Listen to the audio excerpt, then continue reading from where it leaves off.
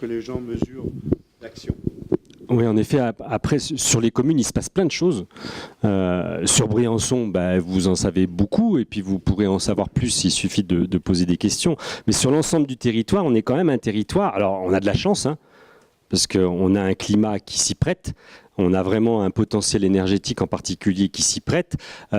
Sur Briançon, 67 jours d'autonomie d'énergie grâce à l'EDSB. 67 jours par an. Et tous les ans, ça gratte un petit peu plus de jours d'autonomie énergétique. Sur le pays grand briançonnais, c'est 52% d'autonomie énergétique, ce qui est pas anodin quand même. Hein. On a 52% d'autonomie d'énergie sur notre territoire du pays grand briançonnais. Et on espère bien aller beaucoup plus loin. Donc pour ça, il ne s'agit pas de tartiner le territoire de centrales photovoltaïques et d'hydroélectricité. L'objectif que nous avons, c'est de baisser les consommations. Donc il y a tout un travail à faire sur la sobriété énergétique et c'est ce qu'on va essayer de promouvoir, c'est ce qu'on essaie de promouvoir et on veut aller beaucoup plus loin pour baisser les consommations d'énergie. Ensuite, eh bien, il faudra produire ce qu'on consomme. Donc là, évidemment, les énergies renouvelables, et encore une fois, on a de la chance parce qu'on a un territoire qui s'y prête et puis en plus, on a des opérateurs qui s'y prêtent sur le territoire. Entre le DSB, qui est l'opérateur historique, entre le petit opérateur de la Sève, qui est né plus tard, et puis il y a aussi Energuil dans le Queyras. Et Energuil installe aussi des centrales photovoltaïques sur des bâtiments privés pour beaucoup. Donc là, c'est des structures qui existent sur le territoire. Il y a aussi des partenaires privés qui font de l'hydroélectricité. Donc on sait faire. C'est bon. Alors après, il faut y aller. Donc pour ça, ça nécessite des fonds. Donc vous pouvez participer, hein, parce qu'il y a des appels aussi, que ce soit d'Energuil ou que ce soit pour... Alors Energuil, c'est au fil de l'eau. Vous pouvez prendre des actions Energuil quand vous voulez. Hein. Sur la Sève, c'est différent, c'est des ouvertures à capital. Donc il y a, je ne sais plus, il doit y avoir, il est là le représentant des citoyens, il doit y avoir 70 citoyens qui ont des actions de la Sève. Et le DSB, c'est différent, il n'y a pour l'instant pas d'actionnariat de citoyens. Mais en tout cas, les opérateurs sur le territoire, on les a. On sait faire et on peut aller beaucoup plus loin. Donc sur la partie énergétique, et puis il y a des choses qui sont intéressantes, c'est les stations de ski qui s'interrogent beaucoup sur leur fonctionnement. Donc sur Serre-Chevalier en particulier, mais aussi un petit peu sur Risoul, il y a des travaux importants sur la sobriété aussi. Il y a des caméras, par exemple, qui sont installées pour compter les têtes de gens qui sont aux remontées mécaniques. En fonction du nombre de personnes, ils ralentissent les équipements ou ils les accélèrent pour baisser la consommation d'énergie. Donc ça existe. Hein. Ils en sont même à réfléchir à diminuer la largeur de certaines pistes pour avoir moins d'enneigement artificiel et moins de damage à faire. Ils envisagent même peut-être laisser certaines pistes non damées, comme il y a un certain temps. Ça peut être un choix sur certaines pistes que les gens puissent skier sans damer, donc moins de consommation d'énergie, moins de consommation d'eau. Donc les stations s'interrogent aussi pour des raisons financières, mais aussi pour des raisons environnementales. Et là, l'objectif, c'est de passer de 30 à 50% d'autonomie énergétique sur la station de Serre-Chevalier. Donc il y a déjà des centrales photovoltaïques souples d'ailleurs, sur certaines remontées mécaniques qui ont été installées. Il va y en avoir d'autres. Il y a des petites éoliennes qui ont été installées au col du Prorel. Il y en aura certainement d'autres. Donc il y a tout un travail sur la sobriété et sur la production d'énergie. Ce qu'on veut, c'est que ça soit dans le monde de l'entreprise et chez les citoyens, que chacun fasse ce travail de baisser sa consommation et de produire l'énergie qu'il consomme. Donc ça, c'est pour la partie énergétique.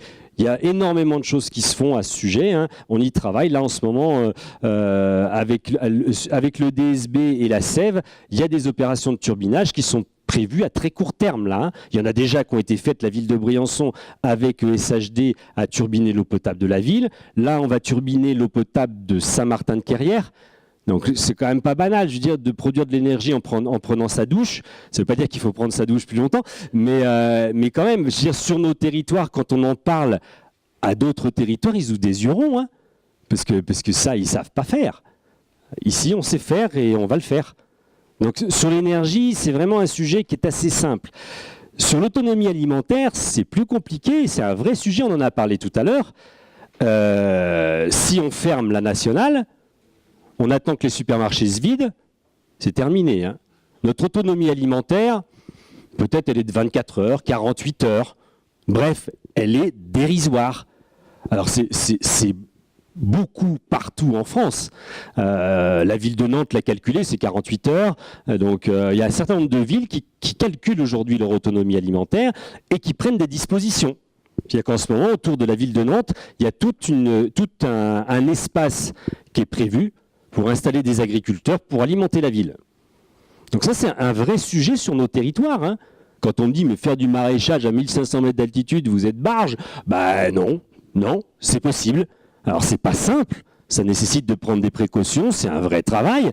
Eric, qui était en photo là, et qui est dans le petit livret que vous avez, il s'y colle. C'est pas facile, oui. Ça veut dire qu'il faut mettre beaucoup d'énergie et trouver des solutions ensemble. Mais demain, il va falloir qu'on produise beaucoup plus d'alimentation qu'aujourd'hui sur notre territoire. Parce que de toute façon, on sait très bien que l'énergie va augmenter, qu'en plus, en transportant tout ça, on produit du CO2, ça impacte notre changement climatique encore plus. Donc de toute façon, et puis ça crée de l'emploi, mine de rien, et des jeunes qui veulent faire du maraîchage, il y en a. Donc après, il faut trouver les solutions pour pouvoir permettre une meilleure installation de ces maraîchers, pour faire qu'ils puissent vivre de leur production. Donc ça, c'est des sujets sur lesquels il faut qu'on travaille ensemble, c'est certain. Donc là, il y a un projet aussi qui est prévu. Alors, on en blague des fois avec les chevaux, etc., etc. Bref, l'objectif, c'est d'arriver à ce qu'à Villars-Saint-Pancrace, en faisant travailler des gens en insertion, mais peut-être aussi des agriculteurs, qu'on puisse avoir plusieurs hectares de serres agricoles alimentées grâce à la méthanisation en chauffage. Parce qu'il faut, là, en période de montagne, il faut arriver à élargir la période agricole. Donc ça, s'il y a des solutions pour ça, et l'objectif, c'est que petit à petit, on augmente la production alimentaire locale.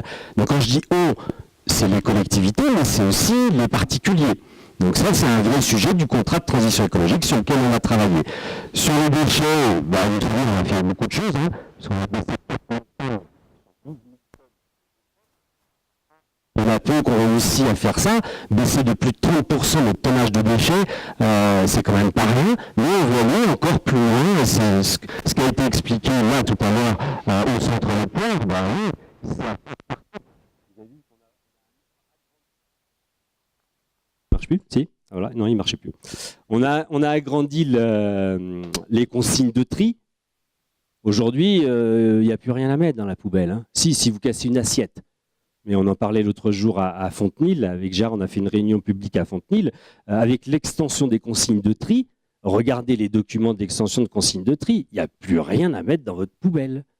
Surtout si vous faites du compostage, et on a distribué pas mal de composteurs sur le territoire, on en est à 35 composteurs collectifs. Moi, c'est effrayant, mettez la tête dans les poubelles, hein, je le fais toutes les semaines. Moi, hein. Il y a plus de 4000 tonnes à aller chercher, c'est 1 million d'euros hein, qu'on jette. On envoie de la bouffe à 110 km d'ici. Enfin, moi, je trouve ça effrayant. Donc, il y a un vrai travail. Ça se fait au centre Le Poire. Faisons-le chez nous, quand même. Enfin, franchement. Donc, sur les déchets, on sait faire. Hein. Il suffit de faire. Donc, ça, c'est à nous tous de faire. Mais on sait faire. La solution, on l'a. Il ne s'agit pas de la chercher ailleurs. On l'a. C'est simple.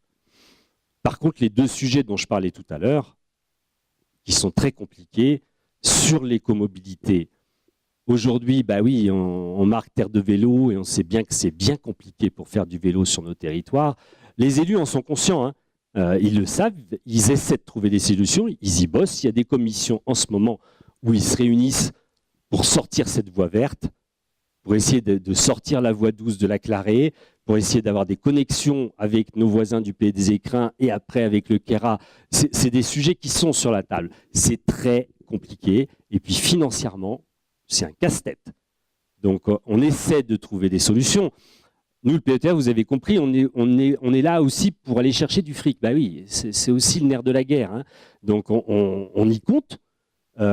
Plus en effet on sera, entre guillemets, primé, plus on sera reconnu par les services de l'État. Enfin, l'autre jour à Paris, mine de rien, le directeur de la Banque des Territoires qui dit au ministère: depuis que j'entends parler Pierre Leroy, je comprends ce que c'est que la transition écologique. Et ça me convient. Mais mine de rien, c'est sympa, c'est un maire d'une commune de 450 habitants ça fait toujours plaisir. Mais mine de rien, ça derrière, c'est une crédibilité qui nous permet d'aller chercher des fonds demain. Et on sait que c'est compliqué, nous les élus, on sait que, je regarde Francine parce qu'elle pète les câbles sur l'écomobilité, on a du mal à trouver des moyens, des moyens pour faire ça. Mais en tout cas, l'intention, elle est là, on a envie, on a besoin que vous poussiez derrière. Parce que si vous ne poussez pas,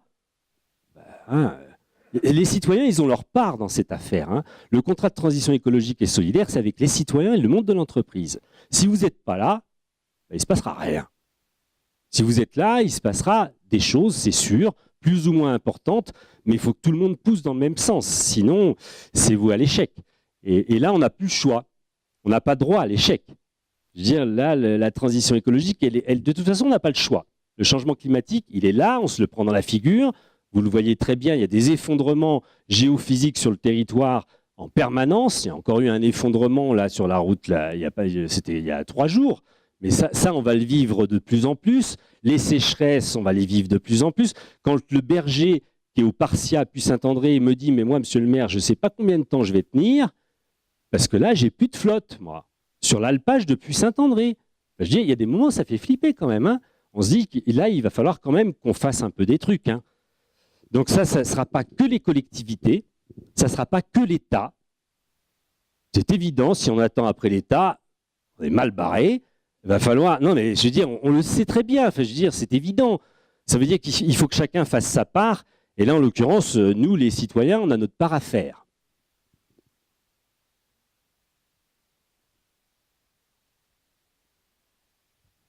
Oui, j'aimerais revenir justement sur l'écomobilité, qui est quand même le point faible du territoire. Vous avez dit qu'il y a des gens qui peuvent aider des personnes qui auraient des idées. Moi, je me rends compte sur le versant des puits, le matin, je vois tous mes voisins partir, chacun seul dans sa bagnole, ça me fait mal. Et je me dis qu'il faudrait mettre en place un système de covoiturage, mais à l'échelle très locale, au niveau des quartiers, et je suis sûre qu'avec quelqu'un un peu compétent en informatique, on peut faire ça. Souvent, le problème sur les territoires, et même chez nous, on n'est pas nombreux, c'est d'arriver à faire se retrouver les gens pour construire du projet. Si le contrat de transition il permet ça, ça sera déjà pas mal. Je sais qu'à Névache, il y a des parents qui s'organisent pour mettre en place une application pour que sur les smartphones, les gamins ils puissent se connecter. Et tiens, il y a une bagnole qui part dans 15 minutes à Briançon, hop là, j'y vais. Je veux dire, il y a des solutions, mais il faut qu'on y travaille. Il y a des citoyens aujourd'hui qui sont en train de réfléchir sur l'autopartage. Donc régulièrement, je les vois au café, là, chez Gogo, en train de discuter pour trouver des solutions sur l'autopartage. Donc il y a des choses qui sont en train de se construire. Après, c'est pas simple. Ça nécessite, bah oui, de se voir, de se parler, de faire ensemble, de trouver les bons interlocuteurs. Nous, l'objectif, nous, en tant qu'élus, c'est d'essayer d'être des facilitateurs, d'essayer de faciliter les choses, d'essayer de vous mettre ensemble, dès qu'on entend parler d'un truc, tiens, toi, tu peux aller voir un tel, il bosse là-dessus. Carnet de montagne, c'est ça aussi. Ça veut dire qu'en lisant Carnet de montagne, tiens, lui, il a fait ça, c'est pas mal, ça m'intéresse, peut-être que je peux avoir des renseignements auprès de lui pour essayer de porter un projet. Il faut qu'on se parle, il faut que les gens, il faut qu'on recrée du lien ensemble et qu'on essaie de trouver des partenaires qui peuvent nous aider à monter du projet. On a tous besoin des autres pour le faire. Donc sur la mobilité, alors il y a la partie piste cyclable où là, il faut envoyer des millions d'euros et là, c'est l'affaire des élus, elle n'est pas simple, mais il y a plein de petits systèmes qui sont possibles à organiser. Nous, on avait sur le PETR, on s'est dit, pour les communes, pour les petits villages, là, les 36 communes du territoire, mettre du transport en commun, c'est vachement compliqué, parce que ça coûte très cher. Donc c'est pour ça qu'on s'est dit, tiens, on va financer les vélos électriques, ça peut, sur une période de l'année, permettre à des citoyens de se déplacer sans utiliser leur bagnole. C'est déjà un pas. Je pense que sur la mobilité, ça sera plein de petites solutions qui vont être mises bout à bout. Et pour ça, faut qu'on se parle et qu'on s'organise entre nous pour justement trouver des solutions. Nous, on n'a pas la solution miracle, hein, mais je pense par petites touches, en se parlant et en s'organisant, on peut mettre en place des choses et nous, on peut financer des choses. S'il y a un besoin financier derrière, je n'ai pas un exemple précis là, comment ? Alors, on l'a déjà fait sur les vélos, mais je pense par exemple à des applications ou des systèmes de covoiturage organisés. peut-être qu'il y a des moyens techniques sur lesquels il faut étudier l'affaire, et puis dans ces cas-là, on va discuter. Oui, des blablacars, etc. Il y a des solutions, oui, mais après, c'est à tout le monde, c'est pas aux élus nécessairement, et c'est pas à l'État non plus de faire. C'est aux citoyens de se prendre en main, et puis de savoir qu'il y a des systèmes dont on vous a parlé qui existent pour aider. Et on va essayer d'aider. Oui.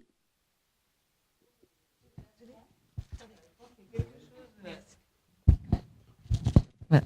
Il y a quelque chose à développer qui est le lien entre les différents modes de transport. Et par exemple, train-vélo, ça peut être pas mal.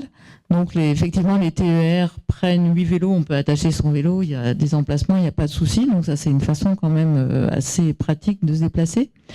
Mais par contre, je pense qu'il faudrait aussi développer le car vélo. J'ai appelé la compagnie Resalp parce que j'avais des informations contradictoires. Eux me disent oui, on prend les vélos, mais il faut les prévenir 72 heures à l'avance.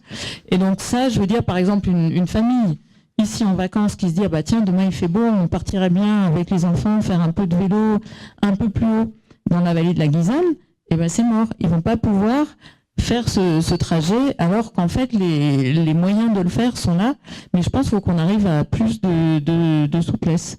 Et il y a aussi le lien avec l'Italie. Donc pareil, Resalp me confirme qu'en réservant 72 heures à l'avance, on peut mettre son vélo sur la navette pour aller à Oux.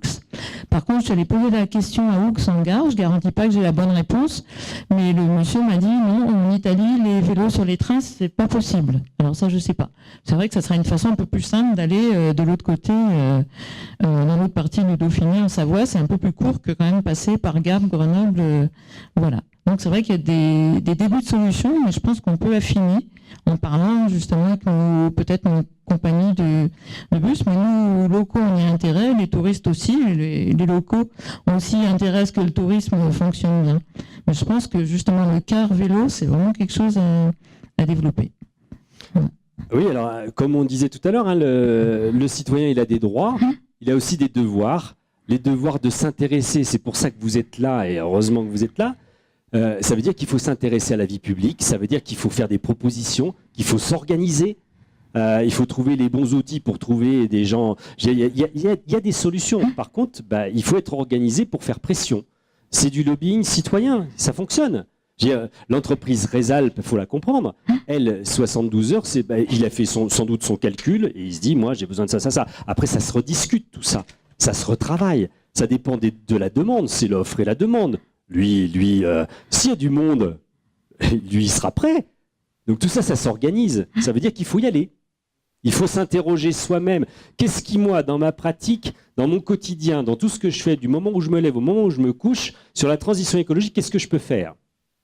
Et là, déjà, on trouve des solutions. Ensuite, qu'est-ce que je ne peux pas faire parce qu'on ne m'aide pas à le faire? L'autre jour, on disait à la ministre, mais il faut repartir des besoins primaires des populations. Les besoins primaires, moi j'ai fait de la santé publique, c'est pour ça que c'est important pour moi. Le premier, c'est de manger. Autonomie alimentaire. Donc comment on va pouvoir manger? C'est boire aussi, évidemment. Donc c'est les problèmes de la flotte.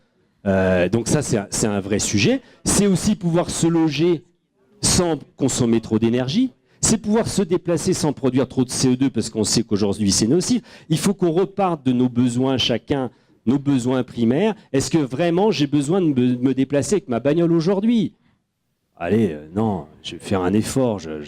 Et puis après, il faut solliciter les collectivités avec diplomatie sans leur rentrer dans le chou, parce que nous, on est des citoyens, les élus, hein, et avec eux, essayer de construire des projets pour que les choses changent. Et on a vu des choses qui changent. Quand vous avez l'exemple du centre Le Poire, sans rire, c'est impressionnant quand même. Et il y a plein d'exemples comme ça. Carnet de montagne, c'est ça. C'est des gens à un moment donné qui ont dit, allez, moi je vais jusqu'au bout de ma démarche et puis il y aura des solutions. Moi je suis sûr qu'il y aura des solutions. Faites des propositions, faisons des propositions et construisons des choses de notre quotidien qui vont changer en effet l'impact du changement climatique sur nos territoires. Ouais. Non, c'est pas une question, c'est juste une dernière chose. Donc, je transmets. On s'est retrouvés quelques-uns hier hier soir d'ailleurs, pour réfléchir un petit peu à la question de la transition, et on s'était dit, tiens, est-ce que ça serait possible à Briançon d'avoir, on a eu récemment les 3 journées de l'automobile, donc c'est vrai qu'à l'heure actuelle, quelque part, c'est peut-être un peu dommage. Est-ce qu'on pourrait avoir juste une journée des alternatives à l'automobile? Est-ce que ça peut être quelque chose qui est envisageable avec diverses animations, etc., pour encourager à se déplacer autrement qu'en voiture?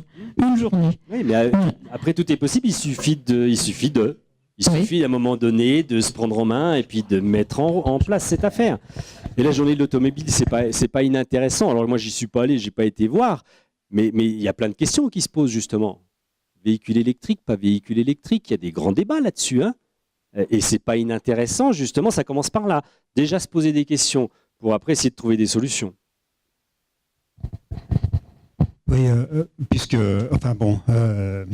je pense qu'on peut échanger aussi entre nous, sans passer forcément par toi. Par rapport... Non, mais c'est intéressant de pouvoir répondre directement. Parce que tu parlais de transporter les vélos dans les cars. Moi, j'ai fait pas mal de randonnées en vélo, en particulier le long du Val-de-Saône. Le long du Val-de-Saône, on a une voie verte qui prend malheureusement une ancienne ligne de chemin de fer. Mais une fois que tu arrives au bout, il faut revenir au point de départ. Et là, il y a des cars qui sont équipés de porte-vélos, alors un peu plus conséquents que ceux qu'on peut mettre sur une voiture, évidemment, mais qui sont là, il suffit de mettre son vélo dessus, et puis on revient à son point de départ.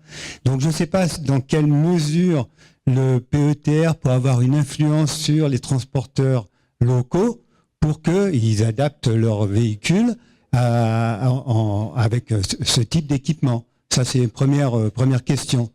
Deuxième petite réflexion, c'est que effectivement, il faut qu'on travaille les citoyens, les collectivités locales ensemble. Bon, juste une petite chose.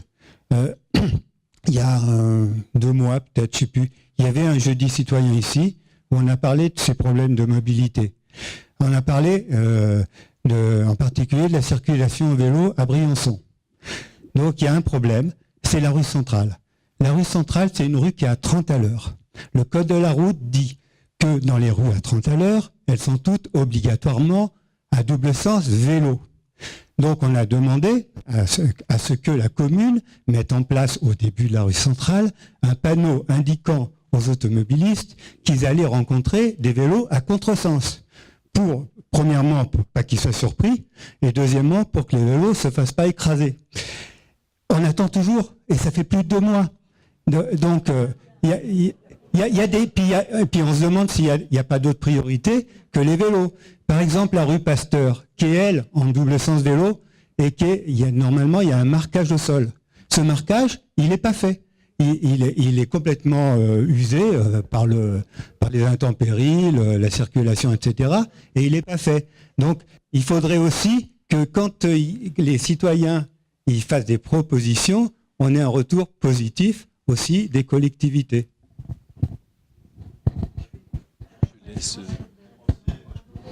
Non, je voudrais répondre par rapport au vélobus. Parce que c'est un sujet effectivement qui a déjà été soulevé à plusieurs reprises. Bon, on ne va pas refaire une réunion sur la mobilité. Pourquoi? Là, ici, comme ça? Enfin, bref, c'est pas grave.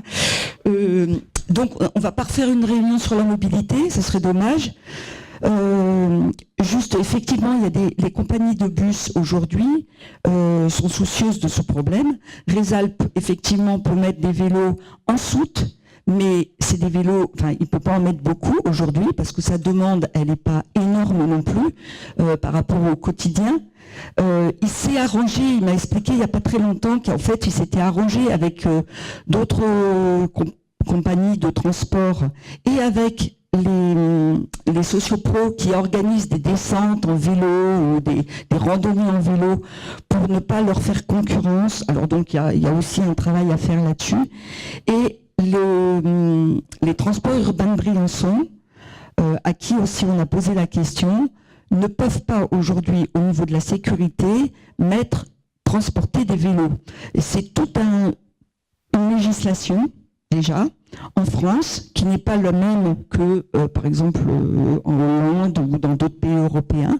Donc il faut réfléchir d'une part partir de cette législation et d'autre part voir au niveau des bus tels qu'ils sont conçus à Briançon, on peut mettre un vélo mais pas plus à l'intérieur, parce que dès qu'il y a plusieurs personnes ou une poussette ou une maman qui est qu'on va.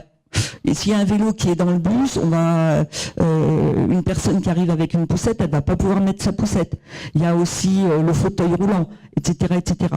Et accrocher des racks à vélo devant pour certains bus qui se font dans certains pays européens ou derrière, c'est tout le réseau qu'il faut concevoir aussi comme ça par rapport aux horaires, etc.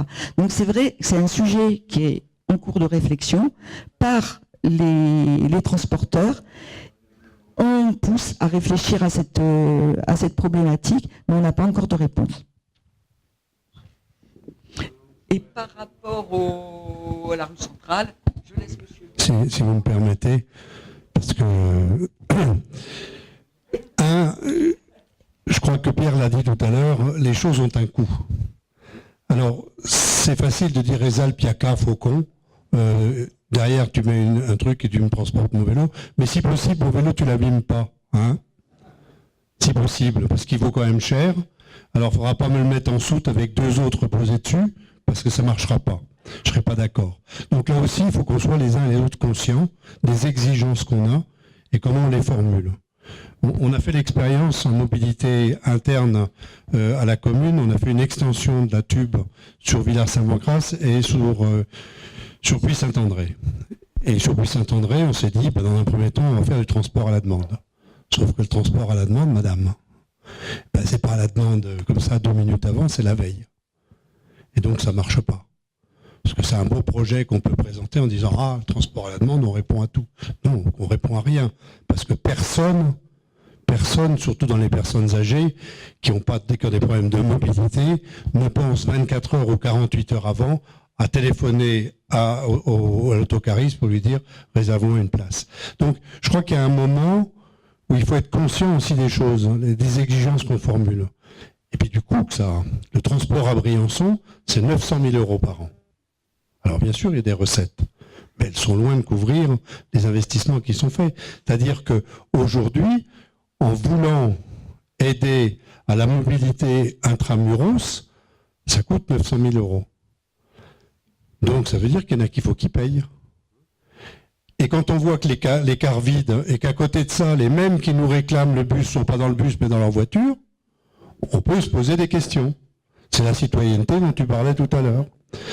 Il faut de la cohérence dans tout ça. Et puis que quand on a des exigences, il faut aussi qu'elles correspondent à des comportements. Donc tout ça n'est pas simple. Ça n'est pas simple. Et pour finir sur l'agression de mon camarade Pruvot, sur la rue centrale, là aussi le problème n'est pas simple. Faut pas Yaka, Faucon, non. Il faut qu'il y ait l'ensemble des gens qui se réunissent dans la rue centrale, parce que la rue centrale, il y a du stationnement, parce que dans la rue centrale, il y a des gens qui travaillent, et qu'il faut qu'on voit avec eux comment on peut organiser. Parce que même quand les voitures vont pas vite, quand il y a des vélos qui s'imaginent que parce qu'ils sont dans une route, dans une voie, à 30 à l'heure, te foncent dessus, comme ça m'est arrivé à midi, et que c'est moi qui fais un écart, alors que lui, il a de la place sur le trottoir, là aussi, on a le même problème qu'on a à Paris aujourd'hui avec les trottinettes et avec les vélos sur les trottoirs. Donc, il y a des problèmes comportementaux des deux côtés, et il faut, là aussi, ce qu'on disait tout à l'heure, il y a un partage, il y a un débat. On n'impose pas comme ça du jour au lendemain, on l'a mis à 30 à l'heure, c'est déjà pas mal, et c'est respecté, parce que c'est vrai qu'il y a beaucoup de gens qui peuvent d'ailleurs rouler beaucoup plus vite, mais il faut que les vélos qui empruntent à contresens respectent aussi un minimum de comportement. Donc c'est toujours, ces choses-là, c'est toujours à double face, à double entrée. Donc faisons attention à nos exigences. Nos exigences, elles existent. Les voies vertes, voies douces dont on parlait tout à l'heure, là aussi, il y a des gens qui disent « Ah ben voie verte, super, on va pouvoir y aller à vélo. » Non, vous n'irez pas à vélo sur les voies vertes, c'est pas vrai. Ou alors les vélos pour les enfants, mais pas avec le vélo VTT plein pot, vélo électrique à 30 à l'heure, non. Ça a été prévu dans les discussions que ça n'aura pas lieu comme ça. Parce qu'il y a des moments avec des poussettes, parce qu'il y aura des personnes âgées, parce qu'il y aura des gens qui marcheront à un rythme et qui n'ont pas envie de se faire bousculer. Et on fera peut-être comme ça a été fait autour du lac d'Annecy, où on met des chicanes tous les 50 mètres pour que les gens descendent de vélo pour pouvoir passer à... Voilà. Donc, il faut faire attention à ce qu'on veut faire et ne pas dire que parce que ça sera une voie verte, ça sera les vélos électriques à 30 à l'heure, les VTT à la descente plein pot. Non, c'est pas fait pour ça. C'est fait pour des cheminements qui soient respectueux de ceux qui sont sur la voie en question. On est en train d'équiper le canal Gaillard en ce moment. Là, la deuxième phase, l'année dernière, on en a fait 100 mètres, on en refait 150 mètres. On espère pouvoir finir dans les 2 ou 3 ans qui viennent. Là aussi, si vous voulez, c'est un espace magnifique. Je ne sais pas si tout le monde le connaît. On part sur la partie haute du cimetière de Vauban, et puis vous prenez le canal et vous suivez. C'est superbe. On est en train de faire une plateforme pour pouvoir marcher sur une largeur d'environ 1,50 m. Hein, c'est ça, c'est à peu près 1,50 m. Et vous êtes en balcon sur le Briançonnais sur plusieurs kilomètres quand ça sera terminé, mais déjà maintenant. Et ça, il faudra aussi que ça soit respectueux. C'est-à-dire, si les motos commencent à s'y mettre, si les vélos commencent à s'y mettre, ça va tout détruire. Le port, les rives des canaux ne sont pas faites pour rouler dessus. Non. Par contre, pour se promener, pour tranquille, sans de craindre pour les enfants une voiture qui va passer ou quoi que ce soit, voilà, c'est dans ce sens que c'est fait. C'est fait pour un plaisir, c'est pas fait pour une angoisse. Du VTT qui va surgir à 50 à l'heure ou du vélo électrique, parce qu'aujourd'hui, le vélo électrique, c'est des mobylettes. Hein. Oui, si, il y en a qui sont... Oui, bah, attendez, il y en a qui roulent à 35 à l'heure. Donc, non, ce que je veux dire simplement, c'est qu'il faut qu'on soit, et je rejoins ce que disait Pierre tout à l'heure, il faut qu'il y ait une réflexion. Et il ne faut pas que ce soit à simple entrée, c'est toujours à double ou triple entrée.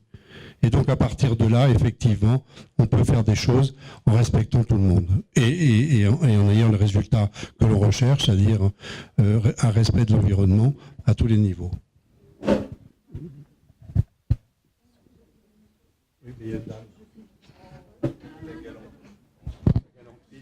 Merci.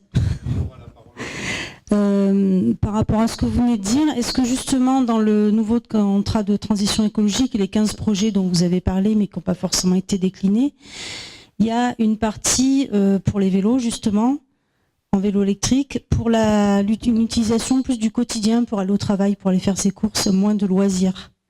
Puisque effectivement le canal Gaillard ça va être du loisir, la voie verte, je ne sais pas si c'est encore bien défini, mais ça va être de la voie douce.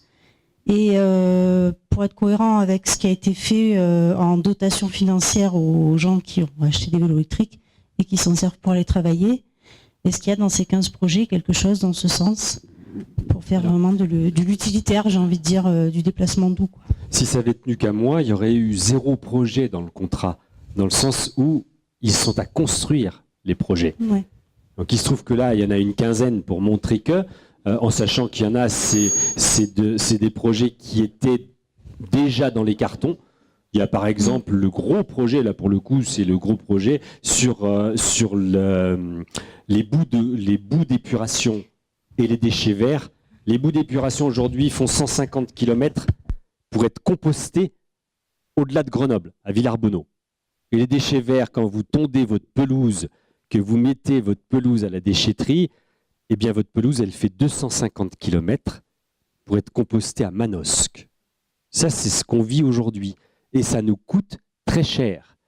Donc l'objectif, c'est de traiter nos déchets. Et en plus, de toute façon, ça sera évidemment obligatoire, parce que là, je ne sais pas si vous avez vu, mais les Corses n'attendent qu'une chose, c'est de nous donner toutes leurs ordures ménagères sur notre territoire pour le traiter. Les Bouches-du-Rhône, le Var, ils font un peu pareil. Bref, de toute façon, dans peu de temps, chacun devra traiter ses déchets chez lui. Et ce qui est une bonne chose. Donc là, en l'occurrence, nous, on va chez les voisins. Donc il va falloir qu'on traite nos déchets. Donc il y a un projet qui est prévu à La Roche de Rame pour justement traiter ces deux types de déchets. Et ça, c'est dans le contrat de transition écologique. Mais c'était un projet qui était déjà démarré. On en est là à l'assistance à maîtrise d'œuvre, donc on avance sur ce sujet avec 4 communautés de communes. Il faut quand même le faire, travailler à 4 communautés de communes, c'est du sport, mais ça se passe bien. Donc c'est quand même des choses positives. Donc il y a des projets, comme il y a un projet aussi sur le recyclage de déchets de chantier. Donc il y a une entreprise qui est prête à investir 800 000 € pour recycler nos déchets de chantier et les réutiliser sur le territoire. Donc il y a des projets comme ça qui sont mis sur la table. Aujourd'hui, sur l'écomobilité, il n'y a rien. C'est une orientation qu'on a fait inscrire. C'est-à-dire que tout est à faire. Il va falloir que chacun, là, pendant les 4 ans qui viennent, essaie de réfléchir à des solutions pour nos territoires. Et ça ne sera pas la même chose à Ristolac, à Névache ou à Valouise. Alors peut-être il y a des choses qui seront dupliquées. Le projet qu'on a de serre agricole à Villars-Saint-Pancrace, ce projet, on espère bien le dupliquer à Valouise et à Guillestre. Peut-être pas sous la même forme, sans doute pas avec le personnel en insertion d'environnement et solidarité. Ça sera ce que les citoyens en feront. Le contrat sera ce qu'on en fait. Si on se mobilise, eh bien on pourra monter des projets. Si on ne se mobilise pas, voilà. Après, ça va être l'occasion aussi pour les citoyens de voir ce que les élus vivent en termes de complexité. Parce qu'avoir une idée, c'est fastoche. Hein. Une fois qu'on rentre dedans, on se rend compte qu'il y a des problèmes juridiques, administratifs, financiers, d'acceptation sociale, etc., etc. Là, on rentre dans le dur. Ça ne veut pas dire que ce n'est pas possible, mais ça nécessite beaucoup d'énergie de la part des élus. Et on y arrive, mais il faut de la ténacité. Et ce n'est pas toujours simple. Oui. Pardon. Bonsoir. C'est bien pour. Donc j'ai une question. Et en fait, avant de poser cette question, avant tout, déjà je salue le travail qui est en train d'être fait sur la transition écologique. J'avais une question, mais puisqu'on a beaucoup parlé de Résalp, j'aimerais en ajouter une sur Résalp. Je vais commencer par ça. Et j'aimerais que le public ne souffle pas la réponse si long. Et je voudrais demander à M. Fromm et à M. Leroy si vous savez combien coûte un trajet pour aller sur son lieu de travail avec la Résalp. Pardon ? Peu importe, Briançon-Monetier, parce que de toute façon, il va de Briançon à Monetier. Ok, alors je vais vous la donner la réponse. C'est 4 € par trajet, donc 8 € l'aller-retour. Et donc 8 € l'aller-retour pour aller. C'est 4 € l'aller. Alors, quand il y a les touristes qui vont skier, ça coûte 2 € par trajet. Quand il n'y a plus les touristes qui vont skier, c'est 4 € par trajet. Donc ça fait 8 €. 8 € pour un citoyen lambda. Le calcul, il est vite fait entre le bus et la voiture. Je vais fermer la parenthèse sur la Résalp, parce que j'étais juste un peu irrité de plusieurs choses. Donc, la deuxième question que j'ai, la première, c'était pas vraiment une question, c'était un commentaire. La deuxième question que j'ai, et je ne sais pas si c'est une question, mais c'est plutôt un ressenti. Il y a plein de choses qui sont faites, mais je trouve quand même, je ne vois pas bien la cohérence là-dedans. Parce qu'on laisse des stations de ski opérer, faire des retenues collinaires. Ensuite, on n'a plus d'eau à Puy-Saint-André, on n'a plus d'eau dans les sources un peu plus haut là-bas à Briançon. On tire des tuyaux avec des pompes de relevage, etc. Oui, très bien, on va faire des pistes un peu plus étroites, on va compter le nombre de têtes, etc. Mais voilà, je ne vois pas la cohérence. Il y a des centres thermoludiques qui réchauffent l'eau, machin. On fait des projets encore pour les étendre, pour qu'ils soient encore moins soutenables. Donc, je vois vraiment pas la cohérence. Oui, on va composter les déchets et je pense que c'est primordial. C'est vraiment primordial. Il y a tout un tas de choses qu'on fait qui sont vraiment primordiales, mais je vois pas la cohérence quand on parle de tout ça. Merci. Alors, ce qui est primordial, c'est de laisser à chacun la possibilité de faire le chemin. C'est-à-dire que si aujourd'hui, tous ceux qui font pas bien, on décide de ne rien faire avec eux, on est mal barré.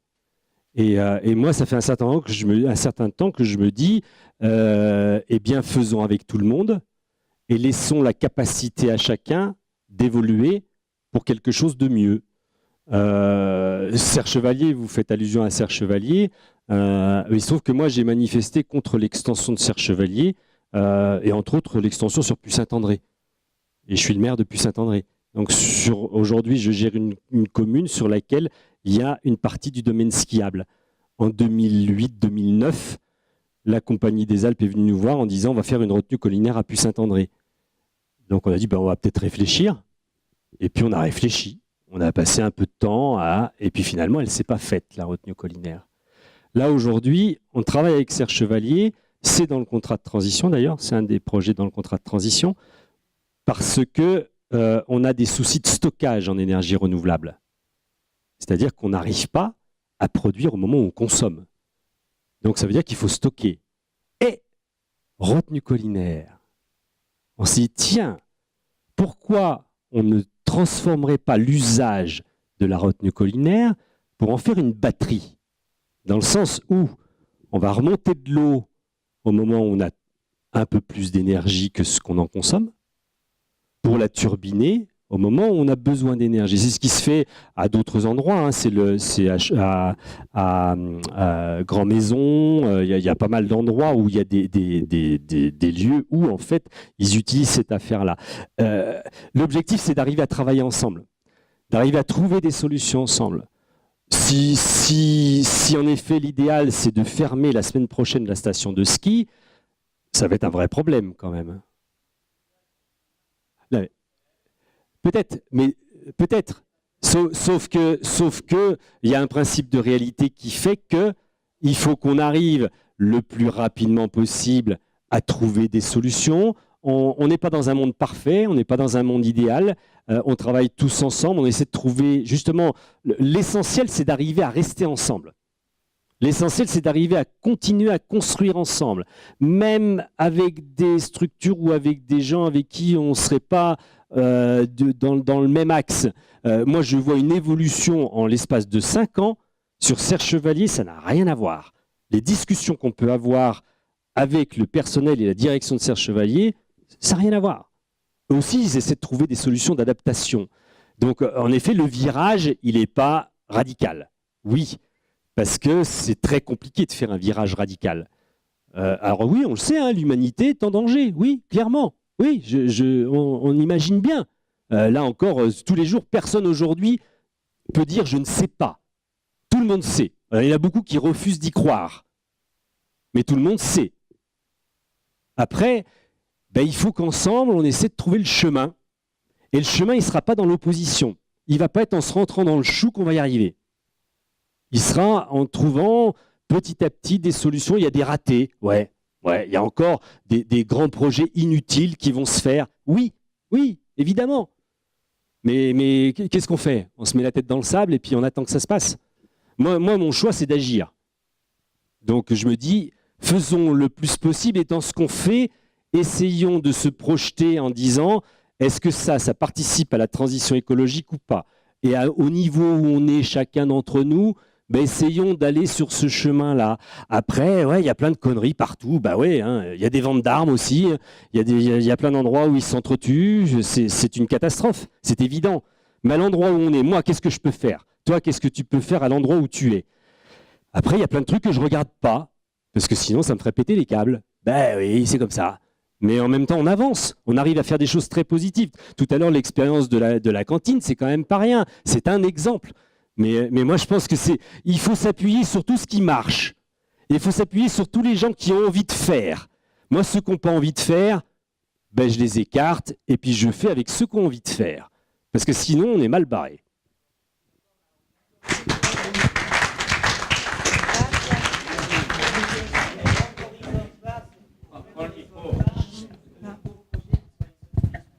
Oui, mais on n'a pas nécessairement le pouvoir de ça. Donc chacun fait à la place qu'il est. On ne peut pas...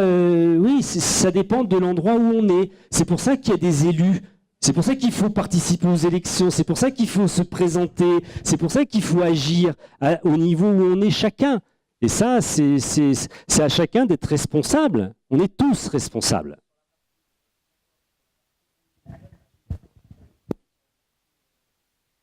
La partie collective, elle dépend de chacun. Ils sont là, hein. Ils sont là. S'ils ont envie de faire sur l'écomobilité, sur les déchets, sur l'énergie, sur l'habitat, ben oui, ben il y a qu'à se prendre en main, faire ensemble, trouver. Là, on a créé un club climat. Je vous en ai pas parlé tout à l'heure, mais le PETR a créé un club climat. Ben, là, il y a des citoyens, il y a des chefs d'entreprise, et il y a même Serge Chevalier qui est dans le club climat, dites donc, avec qui ben, on travaille et on n'est pas nécessairement d'accord. Vous croyez qu'on est toujours d'accord entre élus? Mais à plein de moments, on n'est pas d'accord. Et alors, je veux dire, après, il y a un moment, il faut avancer et essayer d'avancer dans le bon sens. C'est ce qu'on fait ce soir. On discute pour essayer de trouver un chemin. Ah oui, chacun peut adhérer au Club Climat, faire des propositions, trouver justement des partenaires qui s'intéressent à tel ou tel sujet comme moi, tiens. Eh ben, moi, je m'intéresse à l'écomobilité. Ah ben, j'ai repéré, il y a un tel, une telle, etc. Et puis après, ben, ça fait un groupe. Et puis ça fait des propositions. Et après, ça permet à l'entreprise Resalp de savoir, tiens, il y a des gens qui sont vachement intéressés à ça. Il faut peut-être que je m'en préoccupe. Ça me pose un problème financier et technique, mais peut-être qu'on va trouver des solutions. Et puis voilà. Et c'est comme ça qu'on avance. Hein. Oui. Si on fait l'après Resalp, bah, il se passera rien.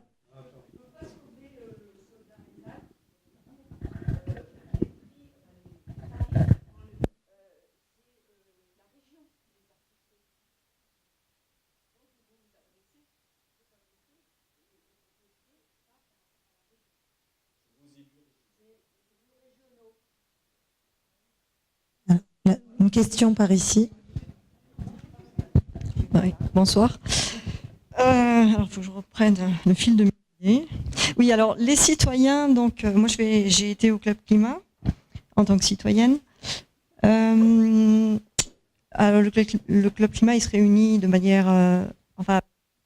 les réunions sont assez espacées. Oui, ça démarre. Et je me demandais... en tant que citoyen, quel type de projet le contrat de transition écologique peut financer? Est-ce que c'est des citoyens qui seront entrepreneurs, donc qui deviennent entrepreneurs puisque le contrat de transition écologique, je crois que sa vocation c'est de créer de l'emploi ou d'adapter l'emploi, bon pas forcément. Après, on parlait de travailler ensemble. Je ne mange pas trop bien. Ouais. Donc, travailler ensemble, élus, citoyens. Dans quelle mesure, nous, par exemple, on se réunit avec quelques personnes pour réfléchir à la transition énergétique, des projets, l'écomobilité, etc. Et donc, une fois qu'on a un projet, concrètement, on fait quoi? On va au Club Climat, on présente notre projet. On s'adresse à l'animateur qui va être là bientôt du club du contrat de transition écologique et solidaire. Donc ça, on aura un numéro, on va le voir, on présente notre projet. Après, tu parlais aussi du lobbying. Le lobbying, c'est est-ce qu'on peut avoir des ficelles, travailler ensemble avec les élus? Est-ce que ça pourrait être essayer de trouver des ficelles pour faire du lobby? Parce que vous connaissez ce qui marche. Enfin, je pense que vous êtes mieux placé que moi pour savoir ce qui marche. Comment pouvoir faire du lobby? Par exemple, je veux faire passer des panneaux pour les vélos sur la rue centrale. Il faut qu'on soit un groupe de personnes, aller à la mairie tous les jours. Enfin, est-ce qu'on peut avoir des ficelles? Voilà. Le cahier de doléances, moi, ça m'a fait un peu marrer parce qu'en fait, les doléances dans les communes, c'est permanent, c'est tous les jours. Vous écrivez à la mairie et puis voilà. Donc, il n'y a pas un moment particulier. Les élus, ils sont là, ils ont organisé un événement pour pouvoir échanger avec vous. Donc, il y a quand même, ça fonctionne, ça discute. Après, c'est pas parce que moi, j'ai un projet que la mairie va nécessairement faire le projet que j'ai envie qu'il soit fait, parce que la société, c'est ça, c'est ensemble. Donc ça veut dire que peut-être mon projet, il convient pas à la majorité des gens. Donc ça, et puis après, il y a, comme je le disais, des problèmes juridiques, administratifs, techniques, etc., qui font que... pour en revenir au contrat de transition écologique et solidaire, tout à l'heure, j'ai peut-être pas été assez explicite. ça va fonctionner comme le leader. Donc là, maintenant, les gens ont plus l'habitude du leader. C'est-à-dire qu'il y a une personne physique, je pense savoir son nom parce que c'est en cours de sélection, là. Et donc, cette personne recevra les porteurs de projet, comme c'est pour le leader. Et donc, le porteur de projet dira, voilà, moi j'ai tel projet, je vous le décris, ça fait ça. Et donc, la personne en face va l'aider à y voir clair et à peut-être aller jusqu'à proposer un projet très précis avec un montant financier. Il y a des fiches. Il y a des fiches projets, il y a des fiches actions. Et je ne veux pas rentrer dans le détail là, parce que c'est très technique. Mais en tout cas, il y aura quelqu'un pour accompagner les gens pour présenter un projet. Voilà. Après, ça peut être toutes sortes de projets. Là, moi, j'ai fait une fiche la semaine dernière. On a récupéré à Puy-Saint-André 40 hectares de terre en bien vacants. C'est des parcelles qui appartenaient à personne. On a récupéré 40 hectares. Sur ces 40 hectares, je me suis dit, putain, l'autonomie alimentaire, ça serait sympa qu'on fasse un projet, mais à grande échelle. Donc l'idée, ça serait de planter 500, 700 arbres fruitiers sur lesquels on travaillerait avec une association c'est une association française, mais il y a une antenne à Gap, c'est les croqueurs de pommes, pour faire du génotypage et essayer d'avoir vraiment des fruits locaux qu'on puisse planter ici. Donc avoir plusieurs vergers qui seraient entretenus par les habitants, les communs, comme les canaux d'arrosage. Avant, les communs, ça marchait. Les gens, ils se débrouillaient entre eux, ils géraient leur territoire. Et là, il y a peut-être des choses à réinventer sur l'usage des communs et d'arriver à se partager les fruits en faisant la fiesta. Après, il peut y avoir des formations qui seraient faites sur le greffage, sur la plantation. Après, tout est possible. C'est aux citoyens, et c'est ce qu'on a fait avec Cyril Dion l'autre soir, essayer de faire comprendre aux gens qu'il ne faut pas tout attendre ni de l'État ni des collectivités. Nous, on est prêts à accompagner, mais qu'à un moment donné, il faut s'organiser avec des voisins, des amis, etc., pour proposer des choses et mettre en œuvre. Et ce n'est pas des trucs qui coûtent nécessairement très cher. On parle que de fric, mais souvent, il y a des trucs qui ne coûtent pas cher. Hein. Faire ensemble, ce n'est pas nécessairement très coûteux. Et par contre, on peut l'accompagner. Après, on verra dans la pratique comment on fera. Hein. Mais, parce qu'il n'y a pas de fonds. Tout à l'heure, je ne vous l'ai pas dit, parce que je ne vais pas rentrer dans le menu détail. Mais sur le contrat de transition écologique et solidaire, aujourd'hui, il n'y a pas 4 millions pour le Briançonnais. Non. Aujourd'hui, on nous dit il y a de l'argent dans les systèmes existants, la Caisse des dépôts, l'ADEME, etc. Donc dans les systèmes existants, mais ils n'ont pas libéré une somme pour les contrats de transition. À nous d'aller chercher dans les différentes enveloppes qui sont devant nous. L'avantage, c'est que là, je vous parlais tout à l'heure de l'entreprise qui va faire du recyclage de déchets de chantier. Ils allaient laisser tomber parce que financièrement, ce n'était pas viable. Ils ont dit, on laisse tomber. Je dis, attendez, ça m'intéresse, vous pouvez me détailler le truc. Donc ils m'ont expliqué leur projet. Je dis, attendez, mais on va vous aider. Avec le contrat de transition, on va certainement trouver des choses. Donc on a inscrit ça dans le contrat de transition. Autour de la table, il y avait tous les partenaires dont je vous ai parlé tout à l'heure. Et là, la Caisse des dépôts, elle dit, mais ça, moi, je prends. Moi, je prends. On est en capacité de mettre 200 000 € là-dessus. Donc le projet, il redémarre. Et j'espère bien qu'il va se faire. Parce qu'on a trouvé un partenaire qui est prêt à en financer une partie. Donc suivant les projets, eh bien, on arrivera à trouver, moi j'en suis persuadé, hein, on a souvent réussi, hein, donc on n'arrivera peut-être pas à tout faire, puis ce ne sera pas des subventions à 90% comme on a pu le faire sur TEPCV ou les C2E bonifiés, mais on peut arriver à trouver, suivant les sujets, un peu d'argent. Le projet sur Briançon dont on a parlé, là, c'était sur les médias, d'aller récupérer des déchets pour les méthaniser, pour chauffer les serres agricoles, la Caisse des dépôts, elle dit, mais ça, moi, ça me branche. Là, ils payent une étude à 100%, la Caisse des dépôts, pour qu'on précise bien le projet et avec quel partenaire on va le faire, qui met quoi sur la table. Donc ça, c'est parti. Dans 10 jours, l'étude, elle démarre. Et là, pour le territoire, nous, on met 0. Hein. La Caisse des dépôts qui prend 100% de l'étude. Après, on verra ce qu'on fait. On verra comment on va le construire. Et ça se fait petit à petit. Mais par pitié, ne baissons pas les bras avant de démarrer quelque chose. Donc, on verra. Oui, je voulais revenir sur la partie participation citoyenne et sur l'émergence des projets, puisque c'est quand même l'esprit de ce contrat, qui est des projets qui partent des citoyens. Donc aujourd'hui, je ne vois pas bien clair sur les modalités concrètes de l'animation de ce brainstorming des idées et des projets. Par exemple, à une réunion comme ça, il y a quelques questions, quelques propositions qui sont faites, mais elles sont que quelques-unes. Tout le monde n'a pas eu le temps, je pense, non plus de parler. Et je crois qu'il faut vraiment développer des moments, des lieux, des rendez-vous, un guichet, une boutique, enfin quelque chose pour que effectivement les citoyens puissent être force de proposition et que leurs propositions puissent être construites avec les techniciens, les élus, enfin que ça puisse avancer concrètement. Parce que c'est vrai que sinon ça reste quand même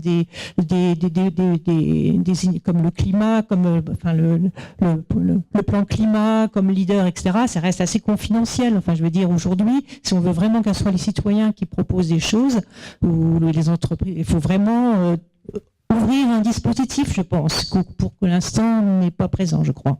Le dispositif, nous, ce qu'on est en capacité de faire, en tout cas nous, le PETR, c'est qu'on s'est battu pendant 8 mois pour avoir un poste.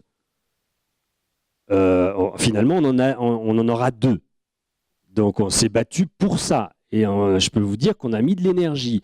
Donc ça y est, on va avoir du personnel qui va être à disposition pour essayer de créer du lien et d'animer le territoire. Après, on ne pourra pas tout faire, nous, parce que voilà, on a des petits bras. Ça veut dire qu'il va falloir... L'autre jour, le soir de la réunion avec Cyril Dion, il y a certains villages où ils se sont mis en rond, là, et puis ils ont dit, bon, nous, dans le village, on fait quoi? On ne va pas attendre toutes ces histoires-là. Nous, qu'est-ce qu'on fait? Donc, c'est quoi qui est important pour nous? Donc, ils ont un peu parlé de mobilité, ils ont un peu parlé d'autonomie alimentaire, et là, ils ont commencé à lister ce qu'ils ont envie de faire.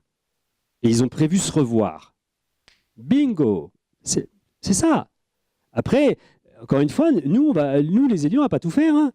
Déjà, on va trouver quelqu'un, et ça, on a expliqué au ministère, ils ont eu du mal à le comprendre, parce qu'au début, le ministère dit, nous, on ne mettra rien sur le fonctionnement.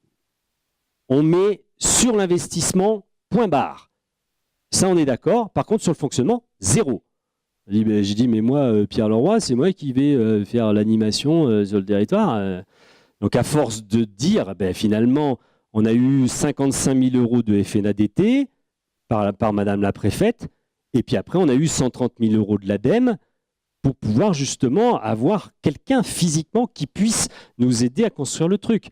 Mais il va falloir quand même que les citoyens s'organisent. C'est pour ça qu'il faut trouver des organisations. Alors, le Club Climat peut en être une solution d'organisation, ça démarre, mais il va y avoir, c'est grand le territoire. Il va falloir qu'il y ait des groupes qui se créent, des groupes de citoyens qui s'organisent, qui se créent. Nous, on veut bien coordonner des choses, on veut bien en fonction des besoins, mais il va falloir que les gens se prennent en main. Ce n'est pas les collectivités qui vont devoir... Après, on va dire, tout vient d'en haut, c'est les collectivités, elles organisent tout. Et à un moment donné, il faut que les citoyens, ça vienne d'en bas, puis que les gens, ils se prennent en main, ils se disent, bon, c'est bon, nous, on va s'organiser, et puis on va vous montrer les collectivités, puis on va vous mettre des projets sur la table, et puis voilà. Donc, c'est pas non plus qu'aux élus de faire, quoi, et aux collectivités de payer. Il y a un moment, il faut que chacun fasse sa part, à sa mesure. Une dernière question, ici. C'est un grand honneur de clôturer. On n'a pas parlé de l'éolien sur le Briançonnais, savoir comment... C'est un sujet très controversé, même parmi les écologistes, des fois, au niveau des oiseaux, etc. Ça m'intéresse d'avoir des réponses des spécialistes sur ce sujet. Spécialiste, je dirais pas ça, mais en tout cas, nous ça fait longtemps qu'on y réfléchit, parce que la sève, c'est soleil, eau, vent, énergie. Donc la sève, elle a 9 ans, je crois, je ne sais plus. Donc dès le départ, c'était quelque chose qui était là, dans l'air, c'est le cas de le dire. Donc après, comme on l'a dit, de toute façon, il n'y a pas de solution miracle. Toutes les énergies renouvelables sont polluantes. Ça, c'est fait. C'est-à-dire que pour ne pas polluer, il ne faut pas consommer. À partir du moment où on consomme de l'énergie, qu'elle soit faite avec de l'hydroélectricité, qu'elle soit faite avec du photovoltaïque, du thermique, etc. Alors après, ils sont plus ou moins impactant. L'énergie grise, c'est l'énergie nécessaire à produire un capteur ou une éolienne. Maintenant, ça se calcule. Et donc, on arrive à savoir à peu près quelle est l'énergie renouvelable la moins polluante. Mais toutes les énergies renouvelables sont polluantes. C'est pour ça que tout à l'heure, j'ai pris la précaution de vous dire, il faut déjà baisser les consommations. Ça, c'est la priorité. Après, on voit. Donc, ce qui est intéressant aussi, on y a fait un petit peu allusion, c'est que sur le mix énergétique, c'est intéressant d'avoir plusieurs types d'énergie pour qu'elles puissent se combiner.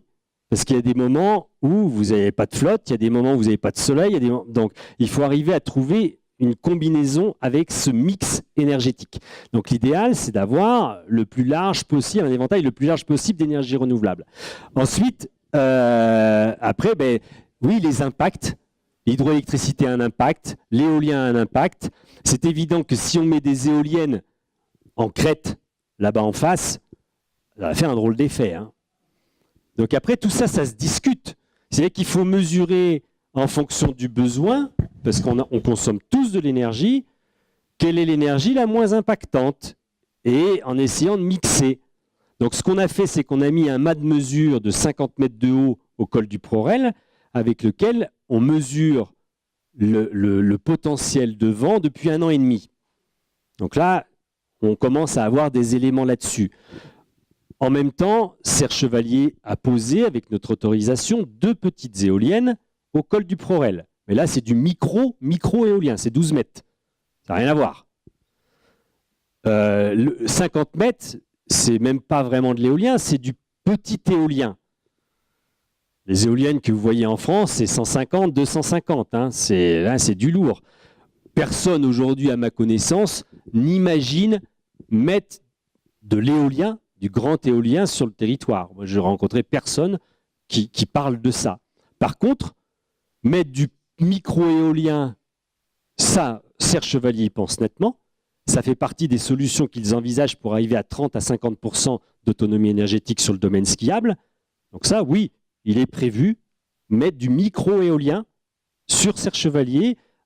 Je ne sais pas combien, je ne me souviens plus, mais en tout cas, il en est question. Concernant la Sève qui a financé l'étude sur le mât de mesure, on attend d'avoir les résultats au bout de 2 ans, et puis là, on se posera, et on discutera et on réfléchira. C'est inscrit au PLU depuis Saint-André, la possibilité de mettre en effet au col du Prorel, en plein milieu des remontées mécaniques, de l'éolien.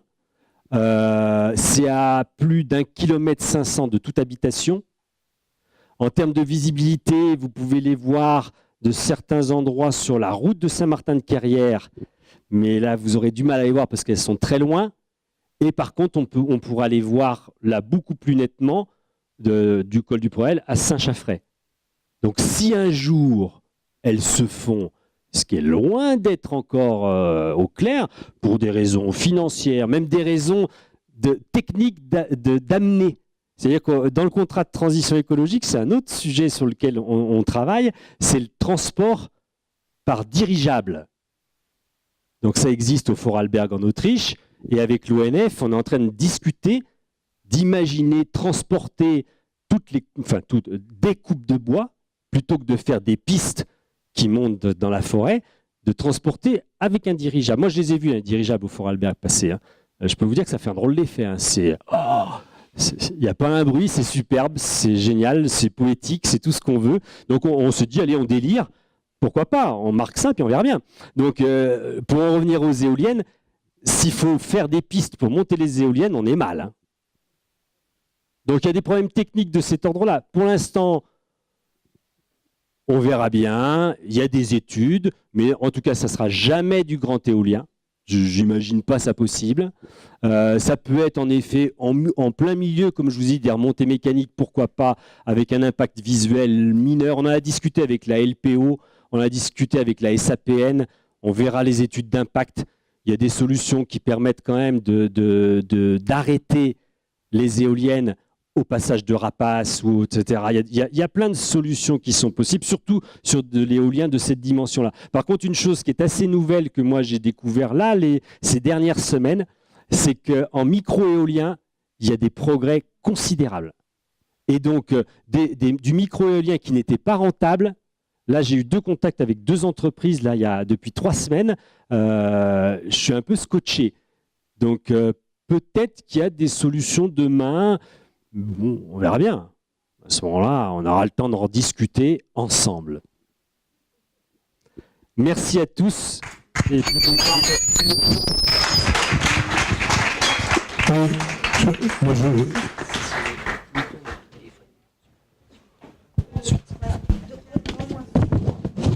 Oui, je voudrais d'abord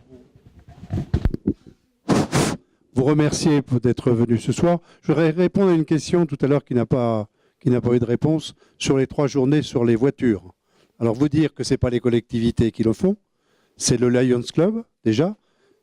Non, mais oui, mais non. D'abord, c'est l'information. 2, si vous voulez un jour faire une journée sur le vélo, eh bien vous l'organisez. Il y en a une le 26 mai à Val-des-Prés, 26 mai après-midi. Et puis si un jour vous voulez en faire une à Briançon, ben, vous êtes la bienvenue. Il suffit de nous le demander et on fera comme pour le salon de l'auto. On vous mettra à disposition des surfaces, des barrières et à ce moment-là, vous n'aurez plus qu'à gérer. Voilà. Donc bonne soirée et puis on se retrouve le 20 juin.